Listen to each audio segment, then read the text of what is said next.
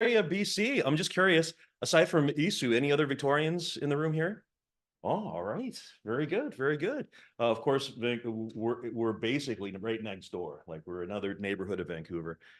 Victoria is such a lovely place. My job today is to give you an overview of what's happening in Victoria, along with some investment opportunities, just what's happening in the world of investment, and perhaps giving you some insight as to things that integrated equities can come up with maybe at a later date in terms of properties and everything here. So let's talk about what's happening in Victoria. A little bit about myself first, though, if you want a snapshot. Happy to chat with anyone about investment needs in Greater Victoria. As Taylor said, I own Remax Island Properties in Victoria and Duncan. I have been licensed for 33 years, which means I started when I was 6, right? So I've helped a lot of people, with their real estate needs over the years. I have a QR code at the end of this as well, too, that I will share with you as well. Okay, so some stats about Victoria. Population around 420,000 right now. I was chatting with Isu about the fact that I remember when I started real estate, the population was 200,000. And like any other growing town, when we all complain about what's happening with traffic patterns and getting around town, and oh my goodness, I've got to wait 15 minutes to get to Saanich, right? It's because the town is growing. And it continues to grow. We have a net migration of around 4,000 to 5,000 in Victoria. The thing about Victoria is people choose to be there. My new friend Isu, we were chatting a little bit earlier. You came from Winnipeg, right? Was it a big stretch to come to Victoria? Price-wise, for sure, because you had some sticker shock. Your average price in Winnipeg, 400,000. Victoria is closer to 1.3 right now. But as far as lifestyle and moving, most everyone in Victoria has come from somewhere else. I was born and raised in Victoria. Usually when I'm speaking to a room like this, very few people born and raised never left, because everyone has ended up in Victoria for a few reasons, and I'll explain them in just a moment here. Average house price presently, so in the month of September, detached single family home, 1.22 thereabouts. Just like everywhere else, we are down from the all-time peak of February 2022. The market does continue to strengthen. Our hot band for pricing for single-family homes around that 800 to 1.2 range. Transactionally, we're up about 16% from last year, and prices still coming back. We're down 2% from last year. Some things about Victoria. What makes Victoria Victoria? We are not a one-trick town. I don't know if you guys remember what happened at Port Alice years ago. Anyone from Port Alice? Milltown. Mill shuts down. What happens? Town dies, right? Victoria has a number of different facets. We are the provincial capital, obviously, so government. We're a government town. We're also the Pacific Navy base, so there's a lot of D&D, Department of National Defense. Obviously, people know Victoria about tourism, and it's funny because people think that's all Victoria is, but it's not. It plays a very important role. It's been interesting for us just watching what's happened in the world of tourism with COVID and everything, because we all dealt with that. It is also a university town. We not only have University of Victoria, but we also have Royal Roads University as well. So we have a lot of postgraduate education and the staff that comes with it as well. The one that hides that we don't see is the fact that Victoria is a technology hub. So there's a sizable tech hub in Greater Victoria. You don't see them because they don't have retail spaces or offices. A lot of people work from home. A lot of them moved to Victoria during COVID because they could have moved anywhere. They chose to move to Victoria. There's a lot of business that happens through that industry. And then finally, of course, we have a lifestyle and retirement. Of course, everyone talks about Victoria. They used to call it where it's the home of the newlywed and nearly dead, right? It is not anymore, because what happened with COVID is a lot of people cashed out of their homes in Vancouver, Toronto specifically. They had mortgages on their properties, cashed out, moved anywhere they wanted to in Canada, came to Victoria, often mortgage free now because the price differential. And we have a younger population now. In fact, we served a lot of people who were Victorians that moved away for their career, moved to Vancouver, got into finance or whatever. They had always planned to return to Victoria, but COVID actually just prompted it to happen sooner.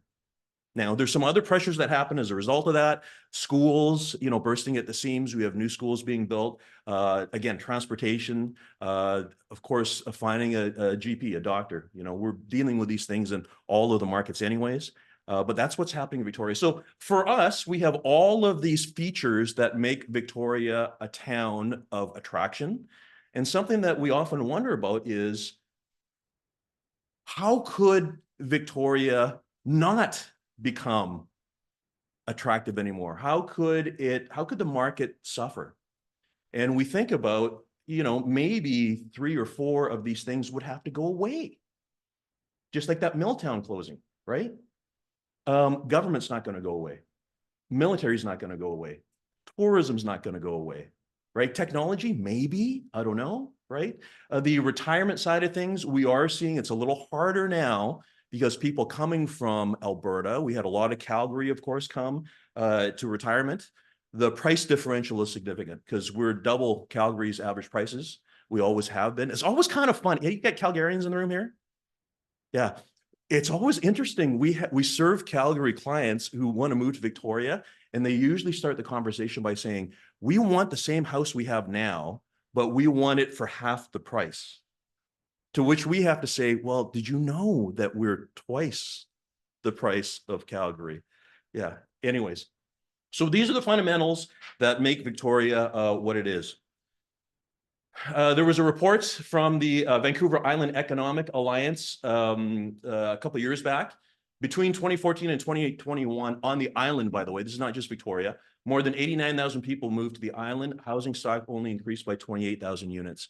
We are facing a housing shortage, and some of it's geographics, which I'm going to explain to you in a couple minutes. Some of it too is demographics, age demographics.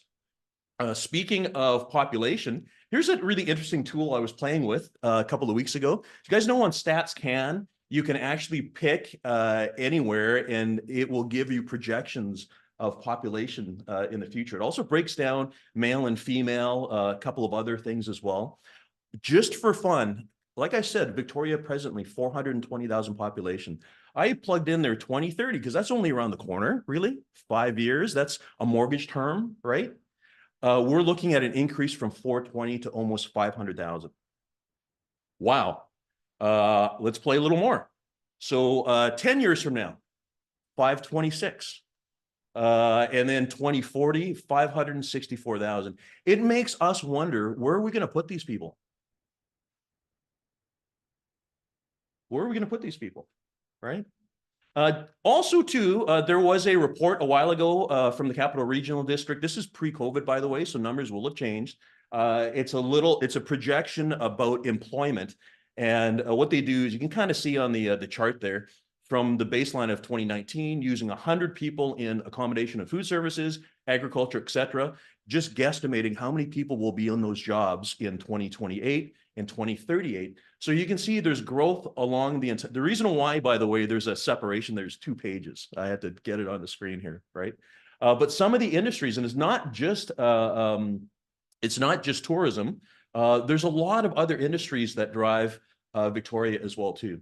We talked about geographics. So here's a photo of, I use this one here. It happens to be property assessments because I thought you might be interested to see what the assessed values of properties in all 13 municipalities of Victoria are.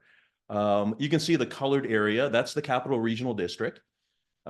People often think about, well, as I said, there's going to be 526,000 people in 2040.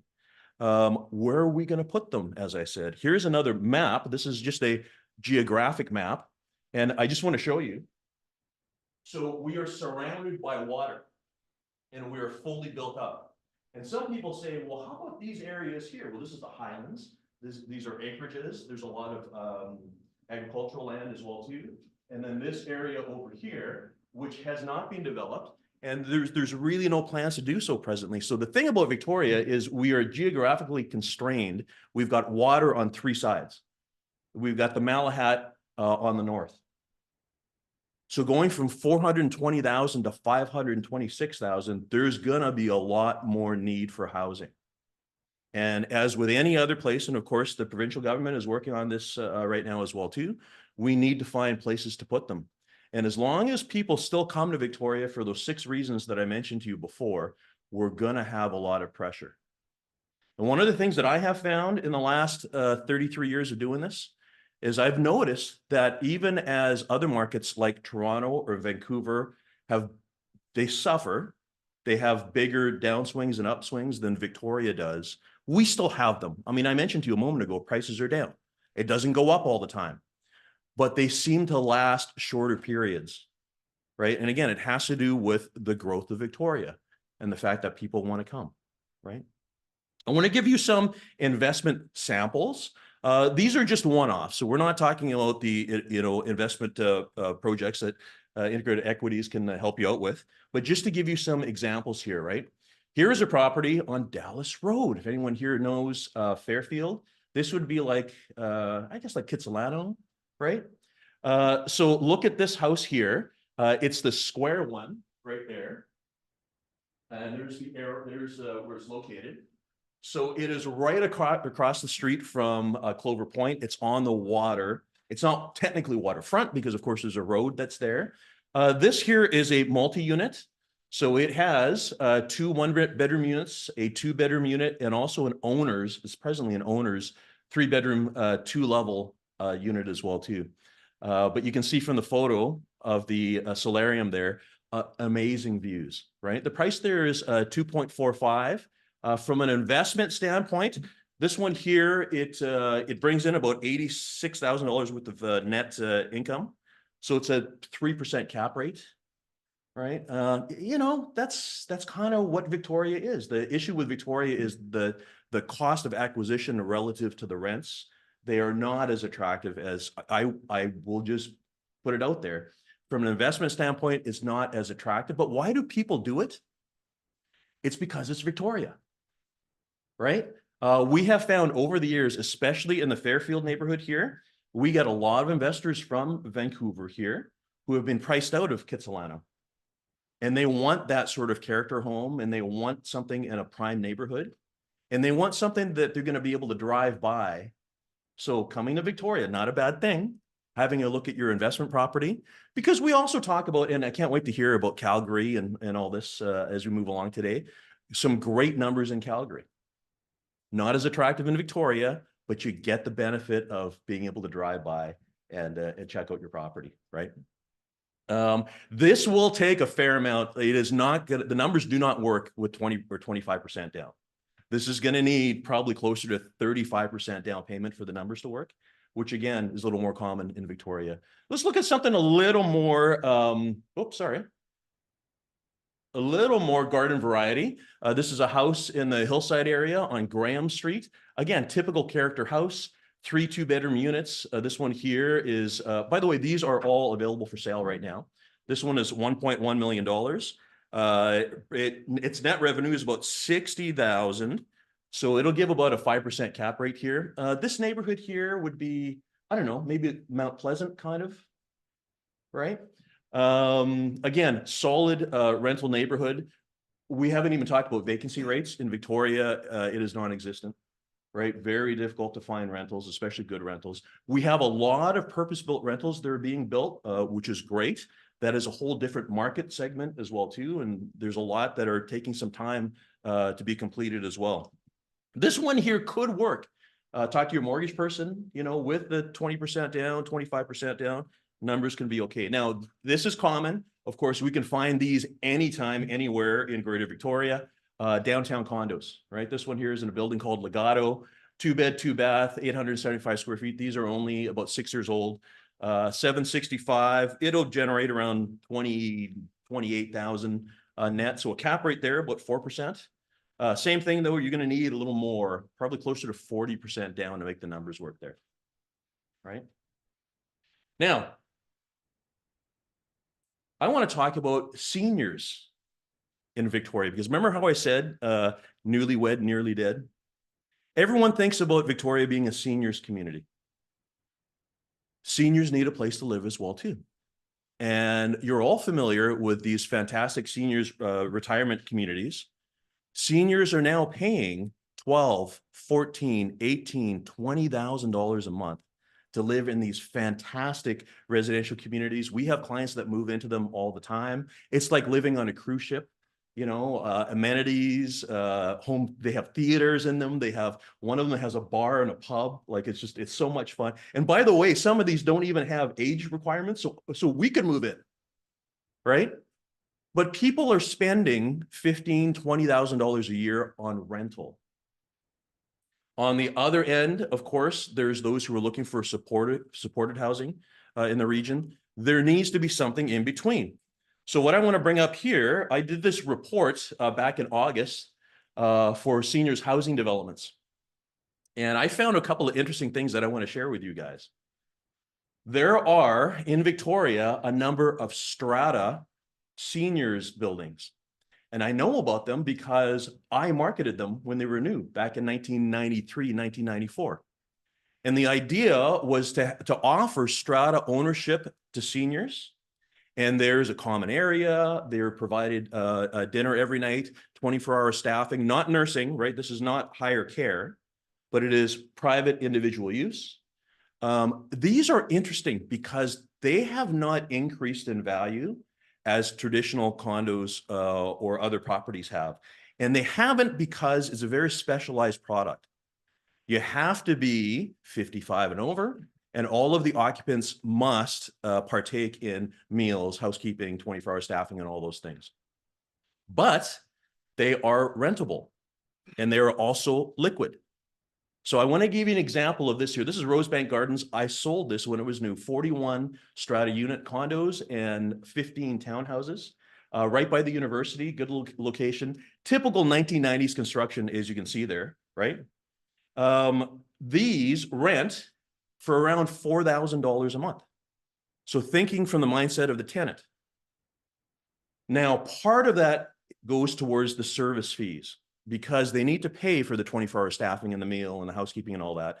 So $2,100 plus taxes, the net there for the landlord or the property owner, around $1,750. And again, looking back at the acquisition cost on a 369, you can't buy condos for $300,000 or $400,000 nowadays. And these are somewhat common, and they're also somewhat liquid. Now, I will say the risk here is if there is a vacancy in your investment unit, you are still paying that $2,000 a month. That does not go away, right? And the reason why I wanted to bring this up today for you particularly is I am aware of a couple of buildings in the South Island which are held presently, and there are buildings like this that have 18, 20, 26 individually owned strata units. So we'll talk to Taylor and Austin about opportunities there because it's a very interesting investment opportunity, right? So aside from that, that was just my quick little overview in 18 minutes or less. Victoria, Greater Victoria. If you guys are ever over in Victoria and you like, just tips, if you want to know great places to go and great places to eat, reach out to me. I'd be happy to chat with you. By the way, this is my QR code if you want to snap a photo there. Great